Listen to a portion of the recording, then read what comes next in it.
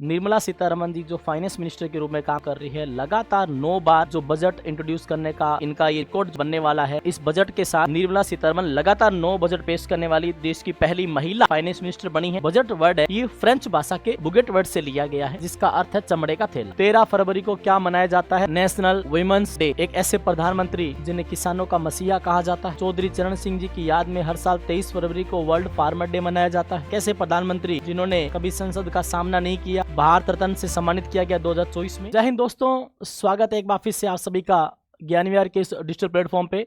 मैं सतीश कुमार एक बार फिर से आप सभी का बहुत बहुत स्वागत करता हूं। प्यारे बच्चों, जैसे कि आप लोगों की डिमांड थी कि सर आप पहले की तरह डेली करंट अफेयर्स पढ़ाएं, तो प्यारे बच्चों जैसा कि मैं आप लोगों को पहले भी कह चुका हूं कि भाई regular offline classes per day 7-8 होने की वजह से इतना ज़्यादा जो है बिजी शेड्यूल रहता है कि आप लोगों के लिए मैं डेली करंट अफेयर्स की क्लासें अवेलेबल नहीं करवा सकता। तो इस वजह से प्यारे बच्चों, आपके भविष्य को मद्देनज़र रखते हुए आप लोगों को, जैसा कि मैंने कहा था कि मैं या तो मंथली या वीकली करंट अफेयर्स आप लोगों के लिए लेके आऊँगा, तो प्यारे बच्चों अब वो समय आ चुका है।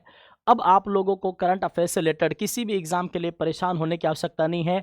पूरा का पूरा एक नया पैटर्न, जिसके माध्यम से आप लोगों को मैं थ्योरी के साथ साथ जो मंथली पूरा का पूरा जो एमसीक्यूज़ है, दोनों के दोनों कराऊंगा। और हमारे करंट अफेयर का ये जो सेशन है, ये कुछ इस तरीके से रहने वाला है जैसे अभी हम लोग ये जो सेशन शुरू करने जा रहे हैं, इसमें 1 से 7 फरवरी के अंतर्गत, ठीक है, जो भी महत्वपूर्ण करंट अफेयर्स एग्जाम के पॉइंट ऑफ व्यू से बनने वाले हैं, उस चीज़ को लेके हम डिस्कस करेंगे। उसके बाद फिर नेक्स्ट वीक जो अभी ये जो चल रहा है, ठीक है, अभी हम लोग 1 से 7 फरवरी का पढ़ेंगे। उसके बाद 8 से लेकर के 14 वाला, और उसके बाद एंड कंटिन्यू। तो महीने के अंदर आप लोगों को 4 क्लासेस मिल जाएगी, ठीक है।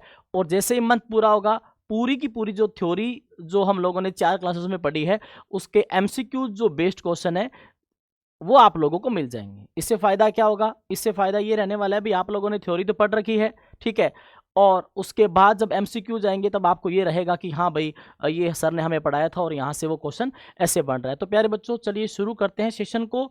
ये जो सेशन है भाई, आप लोगों को इसमें बहुत सारी चीज़ें नई सीखने को मिलेगी। हर जो 7 दिन है उसके अंतर्गत जितनी भी नेशनल एंड इंटरनेशनल जो न्यूज़ है, उसका पूरा का पूरा थ्योरी रहने वाला है, उस चीज़ को लेके हम डिस्कस करने वाले हैं। तो चलिए शुरू करते हैं सेशन को। इस सेशन के अंतर्गत हमारे जो की फीचर्स है, की पॉइंट्स है, तो मैं आपको बता दूं कि 1 से 7 फरवरी के अंतर्गत जो बड़ी न्यूज़ है वो आप देख सकते हो। बजट आया है 2026 में, यूनियन बजट 1 फरवरी को इंट्रोड्यूस हुआ, ठीक है। और दूसरा हम लोग बात करने जा रहे हैं तमिलनाडु राज्य जो फिल्म अवार्ड है, एंड उसके अलावा एक बहुत ही शानदार वर्ड जो आप लोगों के सामने आया है, रक्तलाल आभा और भारतीय तटरक्षक दिवस। और उसके बाद हम बात करेंगे इंडिया में पहला जो एआई पावर्ड यूनिवर्सिटी जो लॉन्च हुआ है, एंड उसके अलावा एयरपोर्ट अथॉरिटी ऑफ इंडिया के अंदर पहली एक महिला की जो नियुक्ति है उससे रिलेटेड। और उसके बाद हम बात करेंगे क्रेफोर्ड जो अवार्ड है, एंड वर्ल्ड जो सरकार शिखर सम्मेलन है, वर्ल्ड गवर्नमेंट समिट 2026। ये की पॉइंट्स है जो हम इस क्लास के माध्यम से डिस्कस करने वाले हैं, ठीक है। तो प्यारे बच्चों, सबसे पहले सबसे बड़ी न्यूज़ इस साल की जो है 2026-27 तक का ये जो यूनियन बजट है, उसको लेकर के हम लोग बात करने वाले हैं, ठीक है। प्यारे विद्यार्थियों, हाल ही में 1 फरवरी को हमारे देश की पहली महिला पूर्णकालिक फाइनेंस मिनिस्टर निर्मला सीतारमण ने लगातार 9 बार बजट जो है इंट्रोड्यूस किया है। इन्होंने, प्यारे विद्यार्थियों, अगर हम बात करें कि 2019 से लेकर के 18 में सरकार बनी, ठीक है, तो 19 से 24 और 24 से 29 तक का ये जो लोकसभा का कार्यकाल है, इसमें निर्मला सीतारमण जी जो फाइनेंस मिनिस्टर के रूप में काम कर रही है, लगातार 9 बार जो बजट इंट्रोड्यूस करने का इनका ये जो रिकॉर्ड जो बनने वाला है। क्योंकि बजट की क्लास में मैंने आप लोगों को बताया था कि मोरारजी जो देसाई है, लगातार 10 बार इन्होंने बजट इंट्रोड्यूस किया, ठीक है। मोरारजी देसाई फाइनेंस मिनिस्टर और प्रधानमंत्री रहे हमारे देश के, ठीक है। तो उसके अलावा जो सेकंड जो रिकॉर्ड है वो इनके नाम है। यहाँ आप देख सकते हो, नरेंद्र मोदी के नेतृत्व वाली सरकार का 15वां बजट और एनडीए के तीसरे कार्यकाल का दूसरा बजट है। भाई तीसरा कार्यकाल 2014 से 19 और 19 से 24 और 24 से 29 तक। वर्तमान में 18वीं लोकसभा चल रही है, जिसका कार्यकाल है 2024 से लेकर के 2029 तक, ठीक है। तो हाल ही में 1 फरवरी को बजट इंट्रोड्यूस किया गया, ठीक है प्यारे विद्यार्थियों। और अलग अलग जो राज्यों की सरकारें हैं वो यूनियन बजट इंट्रोड्यूस होने के बाद, कोई 7 फरवरी को इंट्रोड्यूस करता है, कोई 8 को, कोई 9 को, कोई 10 को, कोई 11 को, कि जैसा सेंट्रल गवर्नमेंट ने जो बजट इंट्रोड्यूस किया है उसके अंतर्गत अलग अलग चीज़ों को मद्देनजर रखते हुए हर एक स्टेट गवर्नमेंट उन पैरामीटर्स को, उन जो सेंट्रल गवर्नमेंट की जो स्कीम्स है, जो भी बजट के अंदर चीज़ें आई है, उनको मद्देनजर रखते हुए अपना बजट इंट्रोड्यूस करती है। ठीक है, तो फाइनेंस मिनिस्टर निर्मला सीतारमण जी के द्वारा इस बजट के साथ निर्मला सीतारमण लगातार 9 बजट पेश करने वाली देश की पहली महिला फाइनेंस मिनिस्टर बनी है, जो एक भारतीय संसद इतिहास में एक महत्वपूर्ण उपलब्धि है। लगातार 9 बार, 10 बार किसके नाम है? मोरारजी देसाई। और जो बजट वर्ड है ये फ्रेंच भाषा के बुगेट वर्ड से लिया गया है, उससे बना है, जिसका अर्थ है चमड़े का थैला। प्यारे बच्चों, बजट शब्द हमारे संविधान में कहीं पे भी नहीं लिखा हुआ। जो लिखा हुआ है वो आर्टिकल 112 में वार्षिक वित्तीय विवरण, यानी कि फाइनेंशियल जो एनुअली जो डिस्क्रिप्शन है उस फॉर्म में बजट को दर्शाया गया है। और बजट इंट्रोड्यूस होने से पहले जो हलवे की रस्म है वो भी होती है, भी शुरुआत कुछ मीठे से हो जाए। हालांकि इस बजट में जो कंप्लीटली जो बातें कही गई है उसमें किसानों के हित में या युवाओं के लिए रोजगार की बात या नई सड़कें, रेलवे का विस्तार, तो रेलवे के तो कॉरिडोर्स की बात की गई है। इतना ज़्यादा संतोषजनक जो इस बजट को कहा जाए तो ये देखने को नहीं मिल रहा है। विपक्ष ने जो इसको लेकर के काफ़ी सारी बातें कही है और आप सभी ने भी सोशल मीडिया के माध्यम से इसके बारे में बहुत सारी बातें सुनी होगी। ठीक है, तो कितना उम्मीदों पे ये खरा उतरेगा, खैर ये तो वक्त बताएगा। तो प्यारे बच्चों, ये जरूर ये ध्यान रखें, 1 फरवरी को बजट इंट्रोड्यूस हुआ। अब इस बजट में जो खास बात क्या है? खास बात ये रही कि एक बायो फार्मा जो एक स्कीम जो है, योजना लॉन्च हुई है, इसके अंतर्गत 10,000 करोड़ का बजट जो है पास किया जाएगा। और प्यारे बच्चों, इसका मुख्य उद्देश्य क्या है? ये फार्मा क्षेत्र को मजबूत करके कैंसर और डायबिटीज़ जैसी जो बीमारियां हैं उनकी दवाइयों को सस्ता किया गया है। हालांकि इस बजट में सस्ता क्या हुआ है? सीएनजी सस्ती हुई है भाई, जूते कपड़े सस्ते हैं, दवाइयाँ सस्ती हुई है, और जो महंगा है, खनिज महंगे हुए हैं, शराब महंगी है, गुटखा पान मसाला ये सब महंगे हैं, और भी महंगे होने चाहिए, क्योंकि नशीले पदार्थ जितने ज़्यादा महंगे होंगे तो उससे क्या होगा? जो एक गरीब आदमी नशे की लत जिसको लगी है, एटलीस्ट भले ही वो दिन में 500 रुपये कमा रहा है, 1000 रुपये कमा रहा है, अभी भले ही वो शराब सस्ती हो तो अपने परिवार का ना सोचे, लेकिन महंगी होने पर जब पैसा नहीं बचेगा तो कहीं ना कहीं मन में सवाल जरूर आएगा। ठीक है, तो नशे पते से युवाओं को दूर रहना चाहिए। तो बाकी जो है मेड इन इंडिया के अंतर्गत जो स्वदेशी चीज़ें हैं, ईसीजी मशीनें हैं और इलेक्ट्रॉनिक्स जो प्रोडक्ट्स है उसकी कीमतें घटाने और ऐसे उपकरणों को किफ़ायती बनाने पे जोर दिया गया है इस बिल के अंतर्गत। लेकिन आप लोगों को बड़ी चीज़ क्या याद रखनी है कि कैंसर और अन्य जो बीमारियों के रिलेटेड जो दवाइयाँ हैं उनको सस्ता करने के लिए कौन सी योजना इस बजट में लॉन्च की गई? तो बायो फार्मा शक्ति योजना जो है आप लोगों को याद रखना है। ठीक है, नेक्स्ट बात देखिए प्यारे विद्यार्थियों, इस बजट की एक थीम बताई गई, युवा शक्ति संचालित बजट। ठीक है, और सरकार का संकल्प है ये। देखते हैं भाई युवाओं की जो शक्ति है, कितना ये सरकार युवाओं के बारे में सोच पाती है। हालांकि डिजिटल इंडिया और एआई को लेकर के इस बजट में अच्छी जो बातें हैं वो देखने को मिली, और जो लक्ष्य रखा गया है आकांक्षा को उपलब्धि में बदलना और क्षमता का प्रदर्शन में बदलना, और इस साल के बजट को प्रदर्शित करने के लिए 3 जो ड्यूटीज़ है, 3 कर्तव्य बताए गए। पहला कर्तव्य कह रहा है आर्थिक विकास को तेज करना, यानी कि इकोनॉमिक डेवलपमेंट को प्रमोट करना। ठीक है, और दूसरा कर्तव्य क्या बोल रहा है? लोगों की उम्मीदों को पूरा करना। खैर ये दूसरा कर्तव्य कहीं ना कहीं पूरा होते हुए देखने को ना मिले। ठीक है, सरकारें आती है जाती है, वायदे करती है, लेकिन वायदे पूरे नहीं होते क्योंकि वायदा अक्सर टूट जाता है। ठीक है, तीसरा कर्तव्य सबका साथ सबका विकास। भी सबका साथ सबका विकास बीजेपी सरकार का संकल्प है, ये कांग्रेस पार्टी का भी यही संकल्प है। ठीक है, तो सबका साथ सबका विकास तो हर एक पार्टी का कर्तव्य होना चाहिए। हालांकि इस बजट में तीसरा कर्तव्य ये था। उसके बाद फाइनेंस मिनिस्टर निर्मला सीतारमण जी ने रेलवे के अंतर्गत जो बड़ी चीज देखने को मिली, प्रमुख जो शहर है भारत के उनको जोड़ने के लिए 7 हाई स्पीड जो रेलवे कॉरिडोर्स है उसकी घोषणा की। ये कॉरिडोर्स किस किस के बीच में है? मुंबई पुणे, चेन्नई बेंगलुरु, बेंगलुरु हैदराबाद, चेन्नई हैदराबाद, पुणे हैदराबाद, दिल्ली वाराणसी एंड वाराणसी और सिलीगुड़ी के मध्य। अब एग्जाम में कैसे क्वेश्चन आएगा, क्योंकि आजकल एग्जाम के अंदर प्यारे बच्चों जनरल क्वेश्चन तो ऐसे बन सकता है कि रेलवे के कितने कॉरिडोर्स को इस यूनियन बजट में बनाने की बात कही गई, कितने शहरों को जोड़ने के लिए, और एडवांस लेवल में अगर क्वेश्चन पूछ लिया भाई इनमें से कौन से शहर को जोड़ने की बात नहीं थी, तो उसके लिए प्यारे बच्चों पढ़ना सब पड़ेगा कंप्लीटली। ये जो 7 कॉरिडोर्स है ये आपको कवर करके चलने हैं। और इसके बाद इन्होंने ये बोला कि हम 4 जो दुर्लभ जो खनिज है उसके लिए भी कॉरिडोर्स की बात कही गई। खनिज महंगे हुए हैं इस बजट में, खनिज जो है महंगे हुए हैं। और ये जो 4 जो कॉरिडोर्स है कहाँ कहाँ बनेंगे? ओडिशा, केरला, आंध्र प्रदेश और तमिलनाडु के अंदर, ठीक है। तो प्यारे बच्चों अब ये भी क्वेश्चन बनेगा, रेयर जो अर्थ मेटल्स है कॉरिडोर्स कहाँ कहाँ? 4 जगह याद रखें, ठीक है। और चिकित्सा पर्यटन सेवाओं के केंद्र के रूप में बढ़ावा देने के लिए 5 रीजनल जो मेडिकल जो सेंटर है, ठीक है, हेल्थ सेंटर स्थापित किए जाएंगे।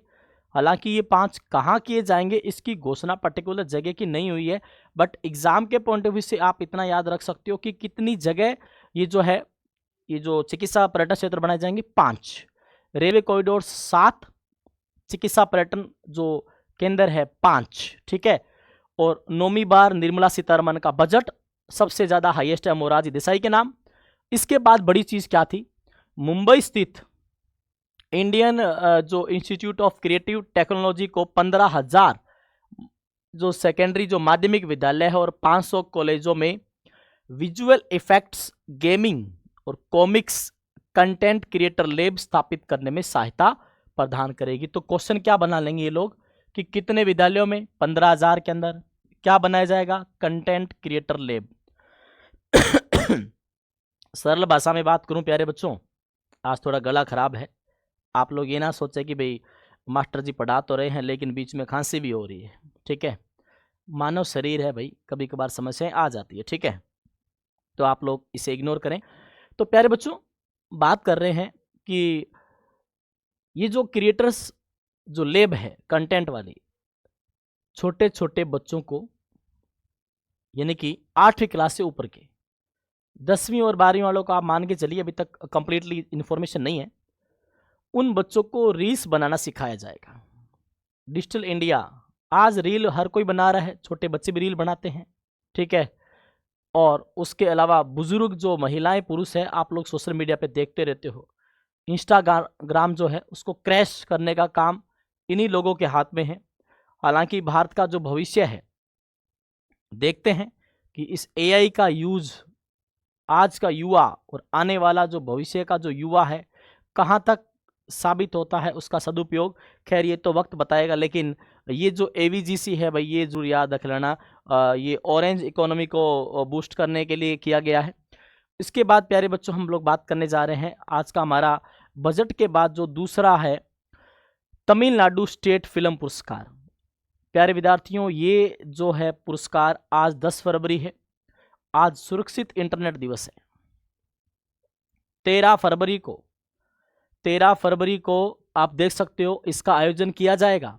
एंड 13 फरवरी को क्या मनाया जाता है? 13 फरवरी को आप सभी को पता होना चाहिए राष्ट्रीय महिला दिवस मनाया जाता है।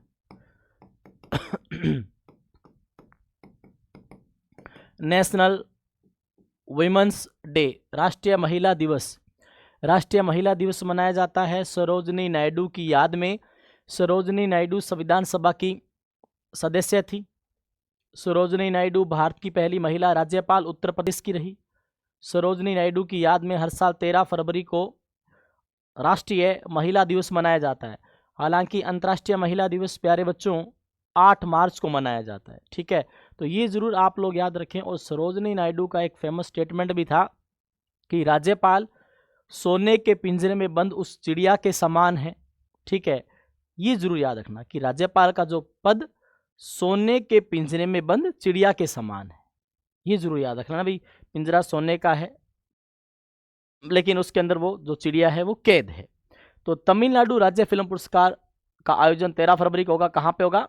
कलेवनार अरंगम चेन्नई में। 2016 से 22 तक राज्य के फिल्म पुरस्कारों की घोषणा की गई है, जिसे राज्य के 8 कल्चरल जो प्रसार है रीजनल सिनेमा को प्रमोट करने की दिशा में एक महत्वपूर्ण कदम माना जा रहा है। यह वह दौर रहा है जब तमिल सिनेमा सामाजिक चेतना, यथार्थवाद और कलात्मक गहराई के लिए विशेष रूप से पहचाना जाता है। अभी सोशली एंड रिलीजियम एंड जो आर्टिस्ट जो है डेप्थ, उस चीज़ को प्रमोट करने के लिए तमिलनाडु सरकार के द्वारा ये जो है पुरस्कार जो है 13 फरवरी को अनाउंस होंगे। अब 13 फरवरी को इसके माध्यम से कौन कौन से लोगों को ये पुरस्कार जो है दिया जाएगा, ये हम बात करेंगे नेक्स्ट क्लास के अंदर, ठीक है। तो ये ज़रूर याद रखना है प्यारे विद्यार्थियों। नेक्स्ट जो हमारा की पॉइंट है फर्स्ट वीक ऑफ फरवरी का, वो है रक्त लाल आभा। प्यारे विद्यार्थियों, 19 और 20 जनवरी की जो मध्य रात्रि का ये समय, जब लद्दाख यानी कि केंद्र शासित प्रदेश हमारे भारत का, जो प्यारे विद्यार्थियों 31 अक्टूबर 2019 को अस्तित्व में आता है।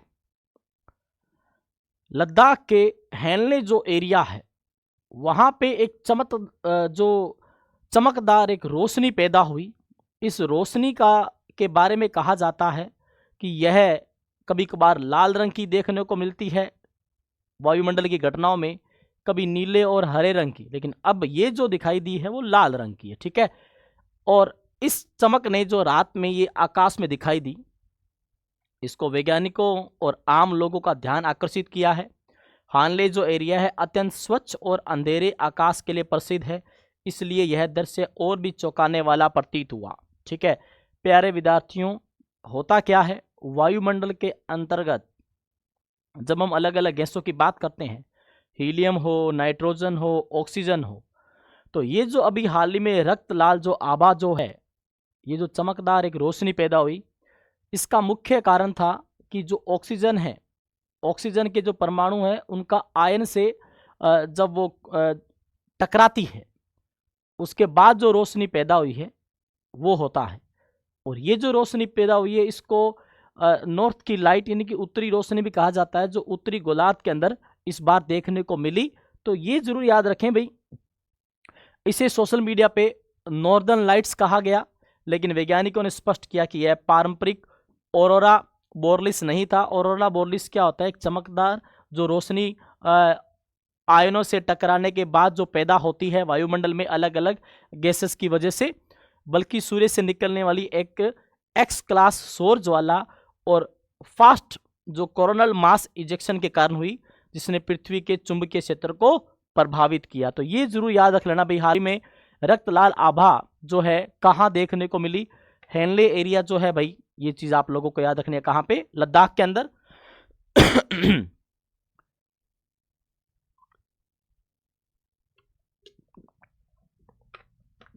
तो यहां आप लोग जो कंप्लीट थ्योरी है इसकी आप लोग देख सकते हैं। इन्हीं में से हम लोग करंट अफेयर जो हमारा बनेगा एमसीक्यूज बनाएंगे हम लोग। ये देखो, ऐसी जो रोशनी है ये है रक्त लाल आभा है, ये लद्दाख के अंदर देखने को मिली थी, ठीक है। चलिए अगले क्वेश्चन की ओर बात करते हैं। नेक्स्ट क्वेश्चन है भारतीय तट रक्षक दिवस, इंडियन कोस्ट गार्ड डे 1 फरवरी को मनाया जाता है, ठीक है। और भारतीय तटरक्षक बल की स्थापना कब हुई थी? 1 फरवरी 1977 को।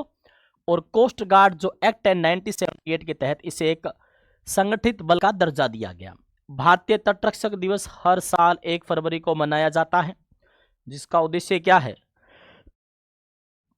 देश की समुद्री सीमाओं की रक्षा, तटीय निगरानी और खोज व बचाव अभियानों में भारतीय तटरक्षक बल की महत्वपूर्ण भूमिका को सम्मानित करना है। तो प्यारे बच्चों, मैं यहाँ एक बड़ी बात आपको बता दूं कि भाई जो स्पेशली अगर हम बात करें डेज की, तो प्यारे बच्चों जो फरवरी में जो अभी डेज जो चल रहे हैं ना आप लोग युवाओं के, उनकी बात तो मैं बिल्कुल भी नहीं कर रहा हूं। मैं तो बात कर रहा हूँ सरकारी नौकरी के अंतर्गत पूछे जाने वाले फरवरी के इंपॉर्टेंट डेज। ठीक है, ये जो आपके डेज चल रहे हैं, जो कुंवारों के जो ये जो नवरात्रा चल रहे हैं ना भाई, ठीक है, उनकी बात नहीं कर रहा हूँ मैं। ठीक है, फरवरी में देखो भाई सबसे इंपॉर्टेंट डेज तो 1 फरवरी का आप लोगों को क्या याद रखना है भाई,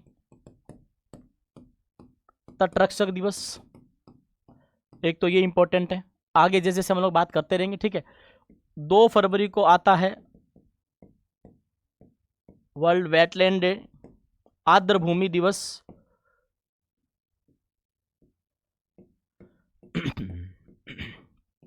आर्द्र भूमि दिवस।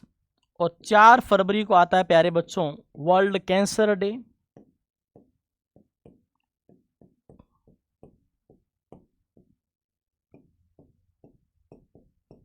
ठीक है, कैंसर डे।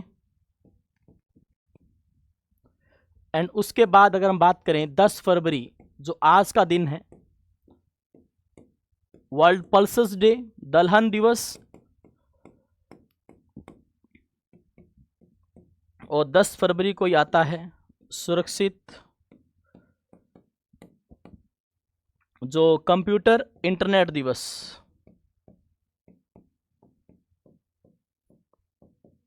सुरक्षित सेफ इंटरनेट डे मनाया जाता है। इसके बाद बड़ा दिवस आएगा फरवरी में, राष्ट्रीय महिला दिवस, अंतर्राष्ट्रीय जो मातृभाषा दिवस है वो आएगा। एंड उसके बाद आएगा प्यारे बच्चों एक 28 फरवरी को नेशनल साइंस डे। 4, 5, 6 डेज हैं फरवरी में, इंपॉर्टेंट है। ठीक है, चलिए नेक्स्ट बात करते हैं। इंडिया में पहला AI powered university launch. AI, artificial intelligence. प्यारे बच्चों, एक ऐसा विश्वविद्यालय जिसका नाम आप लोगों के सामने स्क्रीन पे लिखा पड़ा है, चौधरी चरण सिंह जो विश्वविद्यालय है। चौधरी चरण सिंह भारत के प्रधानमंत्री रहे प्यारे बच्चों 1979 से 1980। एक ऐसे प्रधानमंत्री जिन्हें किसानों का मसीहा कहा जाता है। चौधरी चरण सिंह जी की याद में हर साल 23 फरवरी को वर्ल्ड फार्मर डे मनाया जाता है। और एक ऐसे प्रधानमंत्री जिन्होंने कभी संसद का सामना नहीं किया, ठीक है, और भारत रत्न से सम्मानित किया गया 2024 में, तो ये जरूर याद रखें। ठीक है, यहां देखिएगा, भारत में पहली बार किसी विश्वविद्यालय में एआई संचालित जो कोर्स है, प्रशासन और मूल्यांकन प्रणालियों को पायलट प्रशिक्षण शुरू किया जा रहा है। इसका उद्देश्य क्या है? ऐसा नेशनल मॉडल डेवलप करना जिसे भविष्य में अन्य अपर जो एकेडमिक इंस्टीट्यूट्स में लागू किया जा सके। यह पहल कौशल विकास और उद्यमिता मंत्रालय के नेतृत्व में गूगल क्लाउड और चौधरी चरण सिंह विश्वविद्यालय के अंतर इसके अंदर ये शुरू किया जाएगा, उत्तर प्रदेश के सहयोग से शुरू की गई है। ठीक है भाई, चौधरी चरण सिंह यूनिवर्सिटी। एंड प्यारे बच्चों, चौधरी चरण सिंह जी के बारे में ये बातें हर एक बच्चे को पता होनी चाहिए। चौधरी चरण सिंह,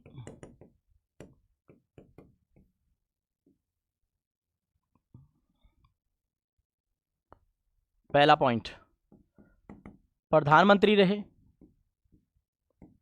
उप प्रधानमंत्री रहे। ठीक है, prime minister, deputy prime minister,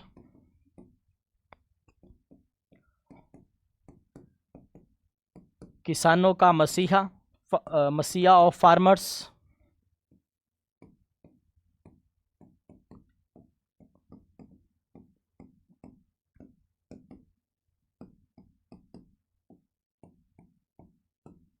world farmer day मनाया जाता है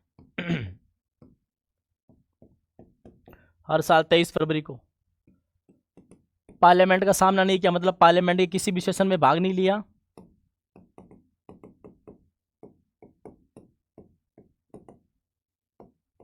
ठीक है, और बड़ी चीज, रिसेंटली यूपी में यूनिवर्सिटी है। ठीक है, और यहाँ पे भारत का पहला एआई पावर्ड जो कोर्सेज है एआई बेस्ड वो शुरू किए जाएंगे। ठीक है, तो चौधरी चरण सिंह जी प्यारे विद्यार्थियों याद रखना भी, भारत के पहले प्रधानमंत्री पंडित जवाहरलाल नेहरू, दूसरे लाल बहादुर शास्त्री, तीसरी इंदिरा गांधी, और उसके बाद मोरारजी देसाई, और मोरारजी देसाई के बाद 1979 से लेकर के 1980 तक हमारे देश के प्रधानमंत्री कौन? चौधरी चरण सिंह जी, ठीक है। और एक बड़ी बात जो अभी मैंने बताई थी, लिख देता हूं,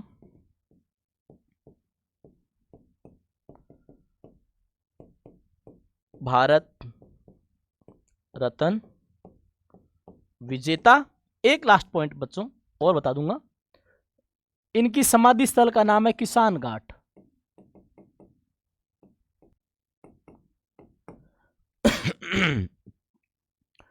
किसान घाट कौन से प्रधानमंत्री की समाधि स्थल का नाम है? तो उत्तर कर दीजिएगा चौधरी चरण सिंह। और इनका किसानों का प्रति जो इनका लगाव था, अद्भुत था। मेरे प्यारे विद्यार्थियों, अलग अलग नेता आजकल भाषण देते हैं, लेकिन इनका जो भाषण था, जो मैं आप लोगों से शेयर करना चाहूँगा कि किसानों, मैं तब तक तुम्हारा रहूँगा जब तक इस देश की मीडिया मेरे खिलाफ लिखती रहेगी। जिस दिन इस देश की मीडिया मेरे पक्ष में लिखे, उस दिन समझ लेना तुम्हारा नेता बिक गया। बहुत ही शानदार लाइन थी, ठीक है। तो यहाँ आप लोगों को ये चीज़ें याद रखनी है चौधरी चरण सिंह से संबंधित। एआई जो पावर्ड यूनिवर्सिटी चौधरी चरण सिंह, ठीक है। नेक्स्ट जो बात है एयरपोर्ट्स अथॉरिटी ऑफ इंडिया से संबंधित है, जिसमें फर्स्ट विमेन जो मेंबर है निवेदिता दुबे जी को पदभार ग्रहण किया इन्होंने। देखिएगा थ्योरी, निवेदिता दुबे ने 30 जनवरी से airports authority of India AAI में ह्यूमन जो रिसोर्सेज है, मानव संसाधन का पदभार ग्रहण कर ऐतिहासिक जो उपलब्धि हासिल की है, क्योंकि वह AAI में इस पद पे नियुक्त होने वाली पहली महिला है। बहुत ही बढ़िया भाई, बहुत बढ़िया क्वेश्चन है। इसको आप लोग AAI बोला करो, एयरपोर्ट अथॉरिटी ऑफ इंडिया में प्रथम महिला मेंबर निवेदिता दुबे, ठीक है। ये आप लोग छायाचित्र देख सकते हो। और इनके बारे में बड़ी बात, इनकी नियुक्ति सिविल एविएशन जो है क्षेत्र में लॉजिस्टिक समानता और समावेशी नेतृत्व की दिशा में एक महत्वपूर्ण कदम मानी जा रही है। एंड निवेदिता दुबे ने AAI में अपने कैरियर की शुरुआत 1995 में एयरपोर्ट मैनेजर के रूप में की थी और अब बोर्ड की मेंबर बनी है भाई, ठीक है। बहुत बहुत शुभकामनाएं भाई। नेक्स्ट, क्रेफोर्ड पुरस्कार 2026। अब एक हम पुरस्कार के बारे में बात करेंगे। हमने नियुक्ति की बात की है, हमने स्ट्रेटेजी के भी पढ़ा है, हमने बजट को लेकर के भी बहुत सारी बातें की है। तो प्यारे बच्चों, यहाँ देखो क्रेफोर्ड पुरस्कार। अब सबसे बड़ी जो बात है, पहले तो ये पता होना चाहिए कि अलग अलग जैसे हम लोग पुरस्कार पढ़ते हैं ना, तो पुरस्कारों को लेकर के भी पुरस्कार किसको मिले, पद्मश्री, पद्म भूषण, पद्म विभूषण, ये तो आप लोगों को अभी रिसेंटली जब दिए गए, ये तो रट्टा मारना ही मारना है, ठीक है। धर्मेंद्र जी के बारे में याद रख लेना, ठीक है, उनका विशेष तौर पे क्वेश्चन आ सकता है, ठीक है।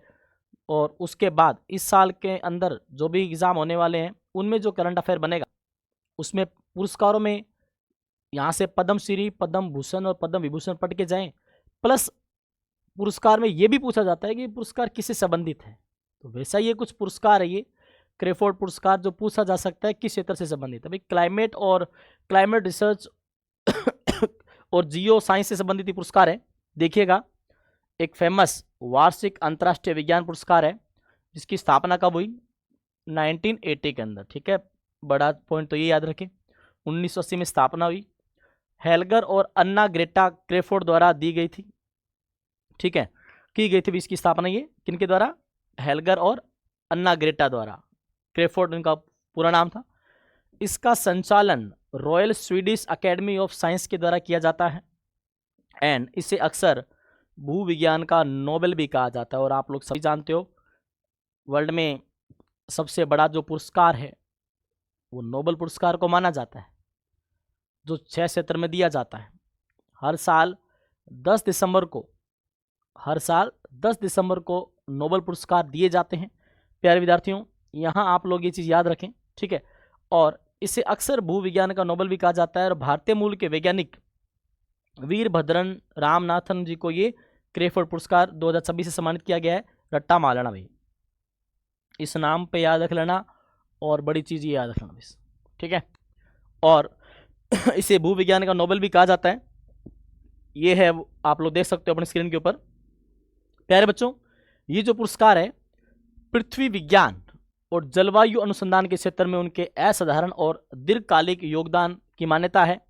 विशेष रूप से अल्पकालिक जलवायु प्रदूषकों और वातावरणीय ब्राउन क्लाउड पर उनके कार्य ने वैश्विक तापमान की वैज्ञानिक समझ को नई दिशा दी है।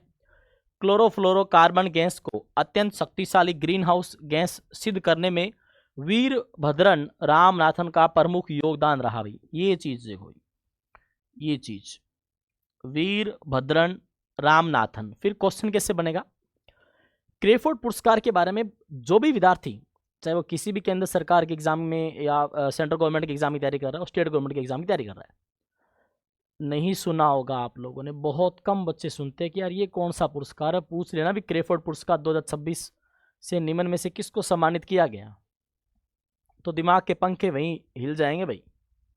ठीक है, तो वीरभद्रन रामनाथन जी को दिया गया क्लोरोफ्लोरो जो कार्बन जो गैस है उसको अत्यंत शक्तिशाली ग्रीन हाउस जो गैस साबित करने में। ठीक है, अगला हमारा की पॉइंट्स 2026 के फरवरी के फर्स्ट वीक का कौन से सम्मेलन की बात हो रही है, सरकार शिखर सम्मेलन, वर्ल्ड गवर्नमेंट समिट। ठीक है, कहां पे आयोजित, दुबई के अंदर। भाई ये बढ़िया प्रश्न है। ठीक है, और थीम क्या थी, शेपिंग फ्यूचर गवर्नमेंट। देखो 3 क्वेश्चन सीधे बन गए। वर्ल्ड गवर्नमेंट समिट 2026 का आयोजन कहाँ किया गया, दुबई के अंदर, और थीम क्या थी, शेपिंग जो फ्यूचर है गवर्नमेंट का वो। और प्यारे विद्यार्थियों यह 5 फरवरी 2026 तक आयोजित किया गया। ठीक है, दुबई का चयन एक ऐसे ग्लोबल सेंटर के रूप में किया गया जो पूर्व और पश्चिम के बीच सेतु की भूमिका को निभाता है। ठीक है, तथा नवाचार आधारित शासन और आधुनिक अवसंरचना का प्रतीक है। इस शिखर सम्मेलन का उद्देश्य ग्लोबल शासन ढांचा को सशक्त बनाना और अंतर्राष्ट्रीय सहयोग को बढ़ावा देना और आर्थिक, सामाजिक व तकनीकी चुनौतियों के लिए समाधान को तलाशना है। तो प्यारे बच्चों, आज की क्लास में आप लोगों ने एक छोटी सी क्लास 30 से 35 मिनट की, जिसमें आप लोगों ने इतनी सारी थ्योरी और स्टैटिक कवर किया है। मेरा पूरा प्रयास रहेगा कि आप लोगों को 40 से 45 मिनट की महीने में 4 ओवरऑल क्लासें मिलने वाली है वीकली, तो कम से कम 2 घंटे की हो जाएगी। और 2 घंटे में पूरे मंथ के मेन जो चीज़ें हैं हम लोग कवर कर लेंगे। ठीक है, और प्यारे बच्चों एक बार फिर से आप लोग देख लीजिए, आज की जो क्लास है उसमें हम लोगों ने हमारे ये पॉइंट्स क्लियर किए हैं। हमने बजट के बारे में पढ़ा है, हमने तमिलनाडु स्टेट फिल्म अवार्ड 13 फरवरी को दिए जाएंगे, हमने रक्तलाल आभा लद्दाख, ठीक है, वहाँ डिस्कस किया। 1 फरवरी को कोस्ट गार्ड डे के बारे में पढ़ा है। चौधरी चरण सिंह यूनिवर्सिटी में AI पावर्ड जो यूनिवर्सिटी है वो लॉन्च हुई है। ठीक है भाई, उसको लॉन्च किया गया है। और एयरपोर्ट अथॉरिटी जो बोर्ड है, प्रथम महिला निवेदिता दुबे एंड क्रेफोर्ड पुरस्कार, ठीक है, वीरभद्रन जी रामनाथ को। और वर्ल्ड जो गवर्नमेंट जो समिट है कहाँ पे, दुबई के अंदर। तो प्यारे विद्यार्थियों, बजट के साथ साथ आप लोगों ने तमाम जो हमारे 8 जो पॉइंट्स हैं ये आप लोगों ने अच्छे तरीके से कवर कर लिए हैं। तो प्यारे विद्यार्थियों, अगली क्लास जो आएगी ना उसमें आप लोगों को बहुत ही शानदार चीज़ें मैं आप लोगों के लिए लेके आऊँगा। ठीक है, ये तमाम वो चीज़ें हैं थ्योरिकल जो प्यारे विद्यार्थियों मेहनत करके बनाई गई है। तो आप लोग बस इनके नोट्स बनाएं, ये थ्योरी की फॉर्म में है। ठीक है, एक एक करके जो 1 लाइनर फॉर्म में है वैसा नहीं है, कंप्लीट थ्योरी के फॉर्म में आप लोगों के लिए ये क्लास रहने वाली है। ठीक है, इससे आप लोगों को लास्ट में MCQs में आप लोगों के लिए ले आऊँगा। तो प्यारे विद्यार्थियों, क्लास को शेयर करना, कमेंट करना, लाइक करना ना भूलें, ताकि आपके ये लाइक, कमेंट्स एंड शेयर ही और हमें मानसिक रूप से मजबूत करेंगे, ताकि आप लोगों के लिए हम लोग कुछ अच्छा कर पाएँ। तो मिलते हैं प्यारे बच्चों नई क्लास के साथ। जय हिंद, जय भारत।